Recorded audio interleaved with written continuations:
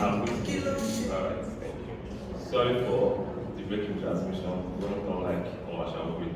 So yeah, so I'm here to talk about AI, right? And any decent engineer in this place, you might not want to address the elephant in the room, but all of you at the back of your mind, wake up in the morning and ask yourself this question. Is today the last day where I will get to work as an engineer, or will AI come for my work? Right?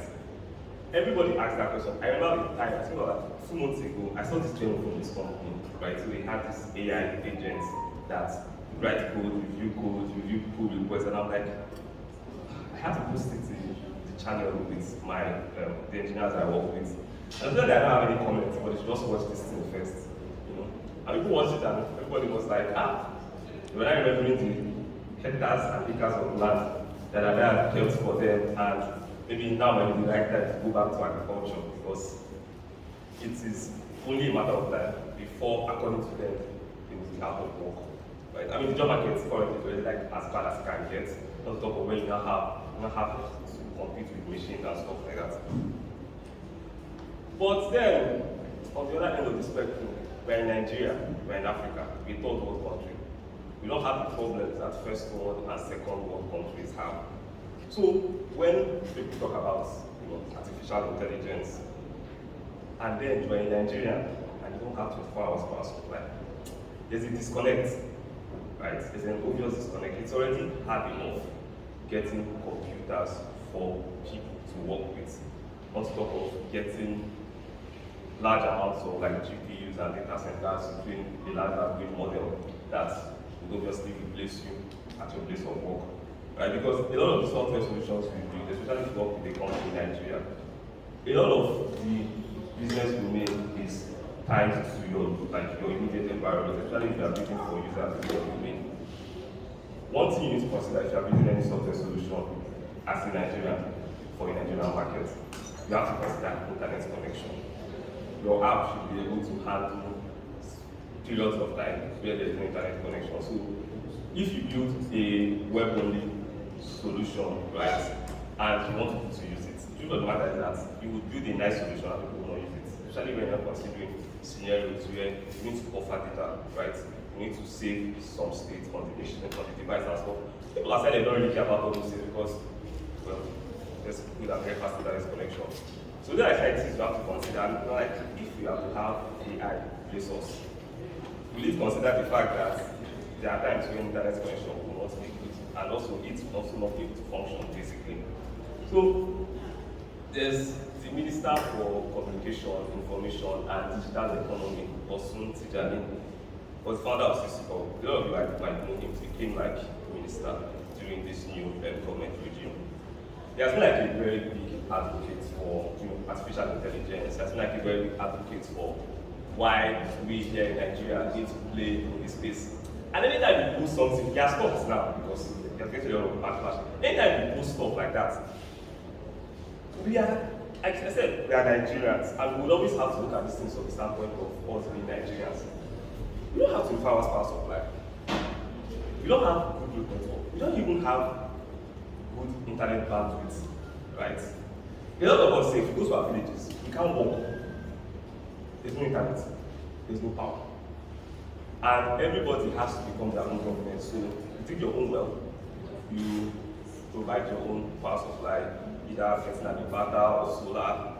And those that the gods have cracked their palm kernel would get standing to solve their internet problems.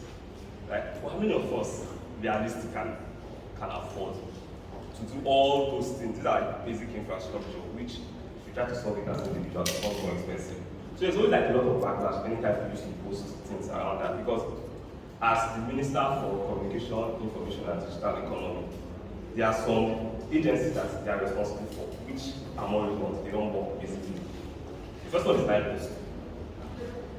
How many of you have had your package delivered through LivePost and you can't find it? I stopped ordering from AliExpress because of that in the past, but then I found that AliExpress had to set up their own logistics company in Nigeria. Yeah, speed that stuff like that, just to solve that problem. So we have LivePost that's not functional. And on social media, you hear people say they delivered the watch for them via LivePost and it got missing. Till today, My PM that's based in London sent me an original Arsenal jersey. The first time, that's not like 2 seasons ago when Arsenal was like second, you know. I was also talking about Arsenal last season, so like, we are very, very good season. We are very close to coming first and, you know, lifting the trophy. But circumstances beyond our control for village people came second. So he sent me an Arsenal jersey. I just started jersey today, right? He will track it, he will say that jersey is in Enugu. I'm seeing it here, they're telling me it's in Enugu. I will go to the library office, they'll tell me it's not here. Eventually, they had to request for a refund. So they gave me, I know somebody in this library office in Enugu took my Arsenal jersey with my name at the back. The guy you have to judge me. So I'm not forgetting, but I'm not forgiving them. So aside that goes, right, which is obviously not functional, we also have NIM. We have only me. I have NIM, I have BBN, I have driver's license, I have international passport. Which other one do I have? I think I have most of them. Which one? I have that one, God bless you. All these things that identify me in a country that I'm not saying don't really care about me, but then just like that. So we have that. We've not solved the unified database problem. Security is like a million problem. If I give somebody in Enugu now, and they just see my face when I do the person, and I go to Agra, go out as police judgment to the law code. That is the truth. Because there is, they don't just have like digital infrastructure, right, to solve those basic problems. It's not AI. They're talking about like basic stuff that we can do, right? CCTV surveillance, I heard our governor is putting up security surveillance cameras in Enugu. I'm not saying anyone, but I heard, so I'm very happy about that. That is step in the right direction, right? So you see, these issues that I like them, these are problems that we as Nigerians face, that if we don't solve them, because what is this artificial intelligence talking about? We're talking about large language models that have huge amounts of data that they are trained on. If we have AI in Nigeria, it wants to solve our own problems. What are we going to train it on? I used to go to UNCH, like, I was like always policy, like, let's go to UNCH a lot. So each time I go to UNCH, I'll bring my card, they'll bring my folder. Luckily, I used to come that much, so my folder was too small. And some people see their folder in UNCH, it's like inside me, like this, and I'm not exaggerating, go with our exaggerating. So they are putting their folder, because people don't have no record of their previous ailments, previous diagnostics. So something happens to their folder, it gets hot, right? And you then describe the medication that you have prescribed in the past and you reacted wrongly, you can die. You don't have data, we can't solve our problems. But if we go by that route, a lot of us will not be here. Because of the fact that, we don't have good internet, we don't have good electricity. It doesn't mean we won't still do our best, we won't hold our hands and just watch, right? A lot of us got into software engineering, and we are not like, maybe study computer science. I studied computer science in school, but please don't believe that because of the fact I studied computer science in school, it means I had it very easy starting out. The only thing I can say I learned from school is that I am responsible for my own education. And I think that applies like a lot of people who eventually go to the next place. You are from school and you have to do your own work, you have to figure out what part you want to take, you have to start learning basically from scratch, right? So the fact that we don't have digital infrastructure, nor the physical infrastructure to support us venturing into AI, doesn't mean we can't still use it, right? Because as a Nigerian, living in Nigeria, the goal and the dream is to stay in Nigeria and work for a company outside Nigeria so that you can be balling, right? So you can, there's this thing that Nigerians have, I'm not saying everybody has it, but like expressing people, right? So we want to ball. Most times to the detriment of others. Please, let me know how many minutes I have, because it didn't tell me when I started. Alright, thank you. So I will call it down. Right, so as Nigerians, we want to work for foreign companies out there. Of course, the Naira is not doing so well this period. So if you're earning dollars, you are way better off, right? But if you're working for these companies over there, right, and AI comes to replace good jobs over there, you will also be affected, right? So what I'm talking about, what I'm really focused on is how we can leverage artificial intelligence that these guys over here have built for our own personal good. Another day we discuss about Nigeria and how to solve the problems of Nigeria, because most times when people complain about Nigeria, it always ends up in, it is well, let's be seen. God will punish, what will punish, in power. What if it does anything? So we are not yet talking about Nigeria's problem, we're talking about our problem, how we can help ourselves, how we can make decisions that will impact us. China, as everybody knows, is one of the most powerful countries in the world, right? But China is not the most powerful country in the world. I remember then when it was an insult. If you see someone using a phone from China, you see it's using Chinku, it's going Chinku there, it is, right?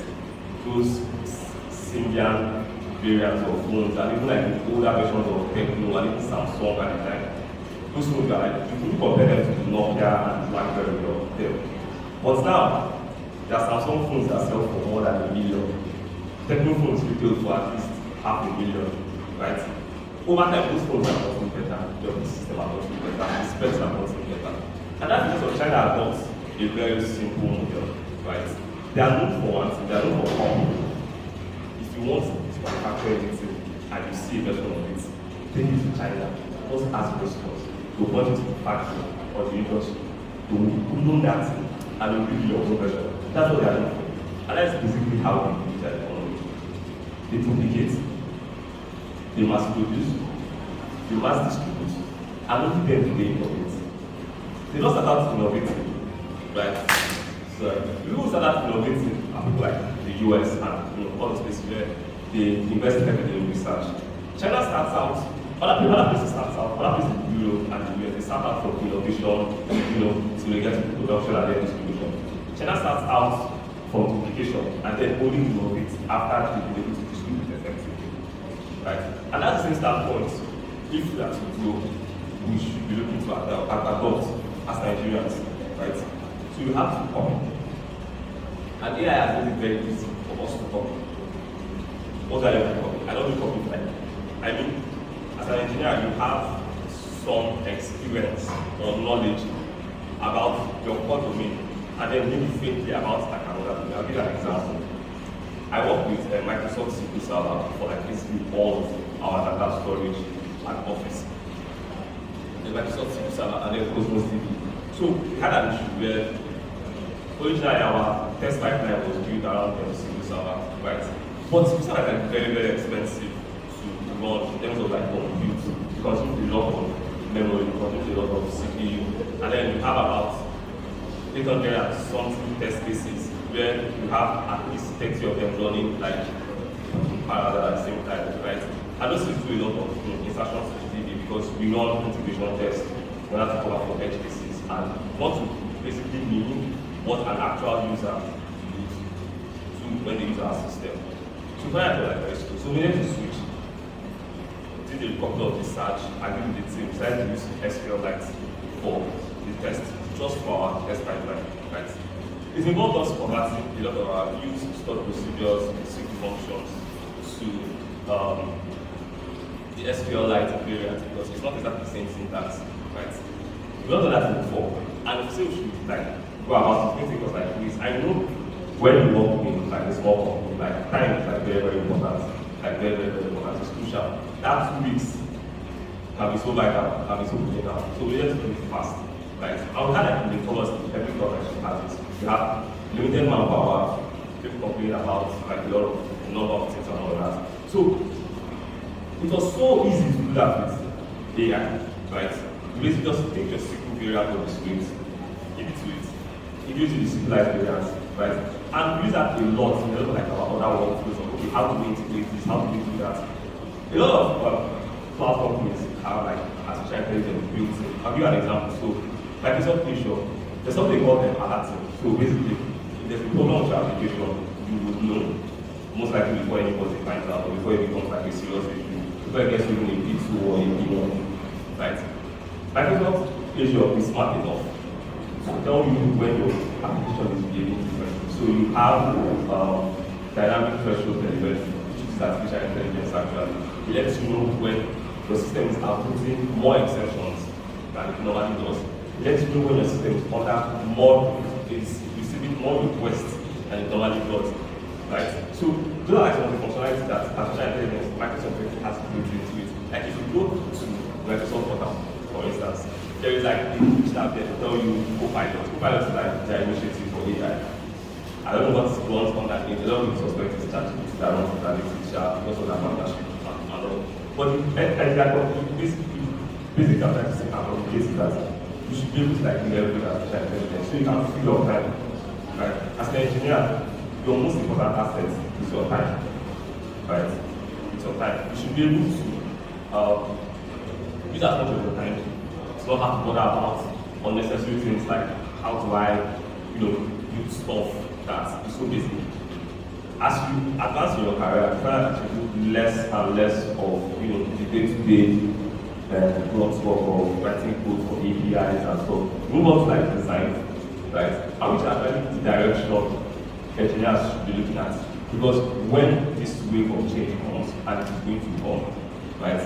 The people who will suffer are the junior and intermediate developers. Engineering managers, principal engineers, staff engineers, senior software engineers, they will still remain in the organizations. But basically, think of it this way. If you are in a team where you guys are like 10, you put into a particular team lead. With artificial intelligence, your team can be downsized to 5. Right? Of course, we'll still keep the team lead. And if you get so good, right, you won't really need a lot of developers.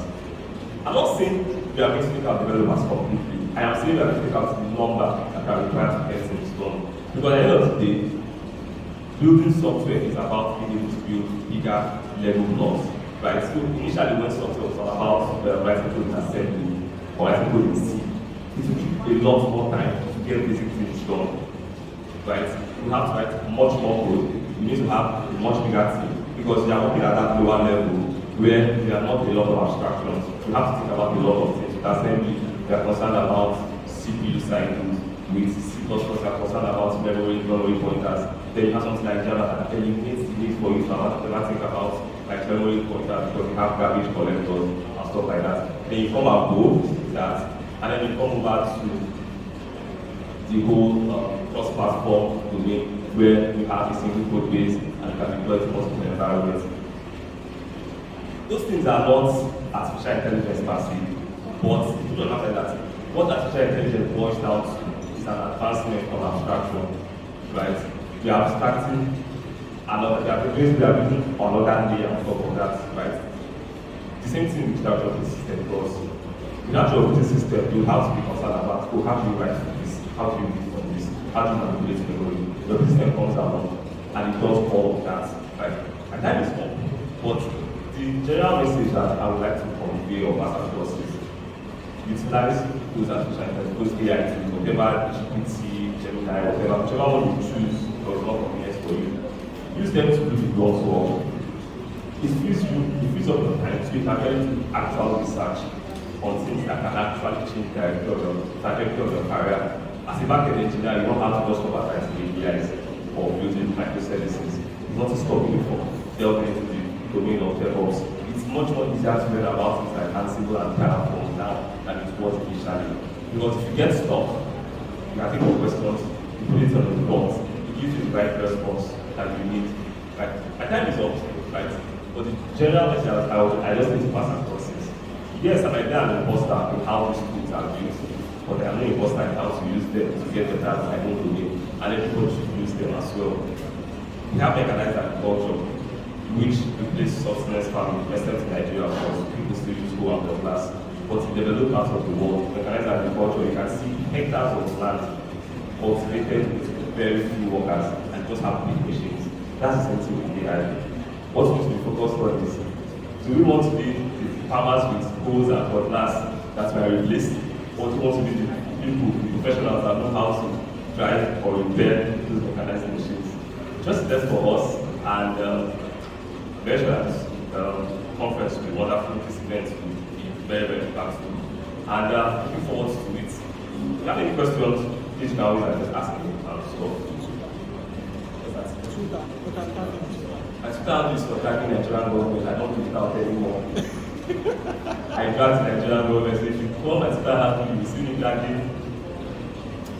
I don't comment, but I like a lot of tweets and articles out of that article.